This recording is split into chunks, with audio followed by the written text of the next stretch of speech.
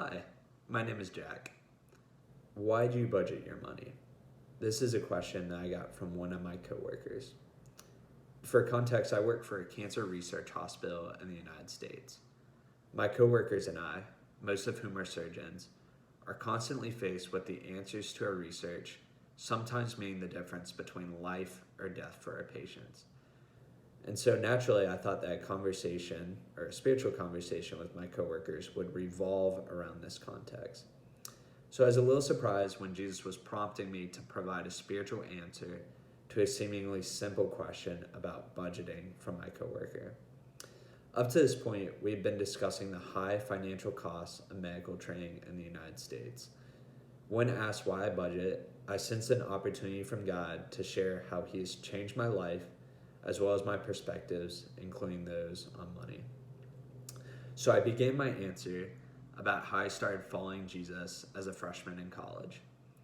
My coworker slowly leaned in, an inquisitive look on their face, clearly wondering how I would connect this back to money.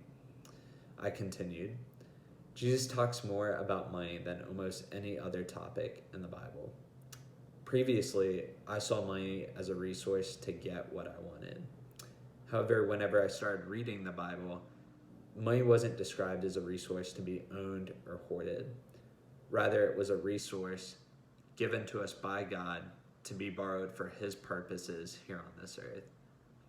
And so now the reason that I budget is so I can give generously to others, recognizing that I have been a recipient of the generous giving that God has done in my life. Slowly, the conversation switched over and kind of died out. But before the end of the day, my coworker grabbed me and said, I didn't realize that Jesus talked about things that really matter in our lives today. I thought back to myself laughing about how I originally thought a spiritual conversation between my coworkers and I would go. Instead, I knew in this moment that He used this conversation to plant a seed of curiosity about Him in my coworker's mind. I was also reminded at this point that God can use any person in any situation in any conversation as a way to share the gospel to those who desperately need it.